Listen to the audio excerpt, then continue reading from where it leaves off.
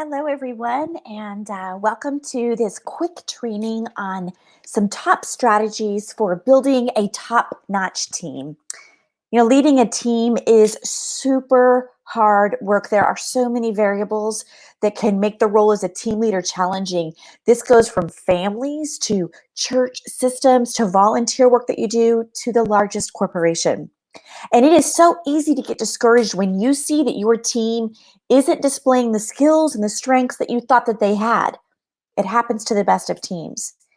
And if you're like me, you'll probably even spend some time wondering, did I pick the right people for this team?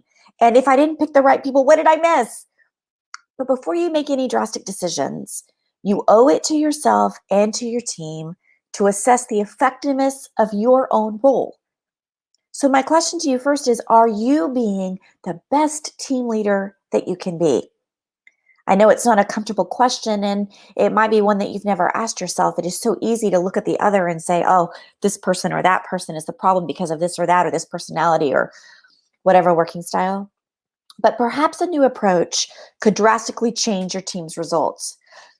And there's a key concept I think that many team leaders miss is that you have to be ready to be the team. This is what I mean by that.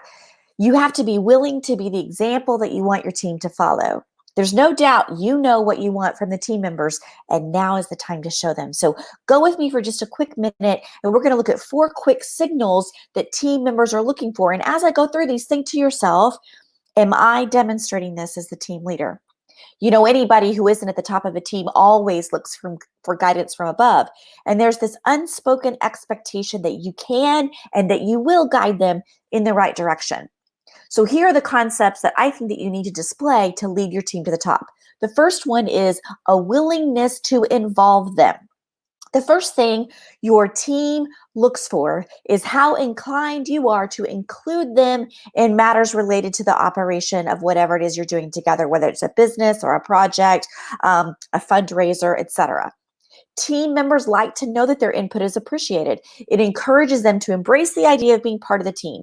So first and foremost, find a way to involve team members and ask yourself, am I doing this? Am I open for feedback? Am I giving people a chance to speak their mind and to share new ideas?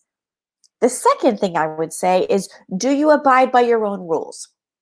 Another signal that team members pay keen attention to is whether you spit out directives, but follow your own agenda when it comes to compliance with the rules. As I've said before, no one likes a bossy butt. But if you want and expect compliance in specific areas from the team, you must be prepared to comply as well. That means you don't leave if they leave, you come in early, you stay late, and you show the kind of working ethic that you want for the members of the team and other roles that you might have. The third thing is loyalty. Whether the team that you're leading is a football team, a company department, an entire organization, your team will rely on you to show how loyal you are to the cause. If you're not in agreement with every policy that's in place, it's really important, and I would say vital, to avoid expressing your disagreement in the presence of your team. Keep leadership discussions among the leaders, maintain a positive outlook on the organization, even if you're not necessarily happy with your circumstances. Number 4, recognize their contribution. There's nothing team members like better than being recognized for their contribution to the success of the team. Are you giving your team members sincere compliments? Saying things like, you did good work, you did this, hey everybody, guess what Mark did, or Susie over here. Show them that you truly value their efforts. And when they see that they're being valued, team members will want to step up their efforts to do an excellent job. By making each team member feel important, you'll have everyone on the team performing at a higher level, resulting in greater success for your team, and you are modeling the way that they should be speaking to other people around them, other team members, and people that they come in their circle with. It's really important, you see, to value their point of view and their contributions. One of the best ways that you get the kind of results that you want from your team is to really get down on that level, to make sure that you're being kind, make sure that you're showing gratitude, have consideration for their perspective and things that make them tick. I know that you want your teamwork to work. So the sooner you embrace these viewpoints, these strategies, show that you are a welcome part of the organization, and so are they, I believe the sooner you're going to be able to build an effective team. I hope that you will try to use these strategies to inspire your team. They'll be motivated to work harder to garner the success and accolades that you seek as a top-notch team. And if you need some help with this, holler at me. This is kind of my specialty, is getting people unstuck and learning to collaborate together.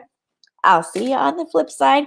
I'm Suzanne Castle with the Brilliant Collab and the Sparkle Factor. See you soon.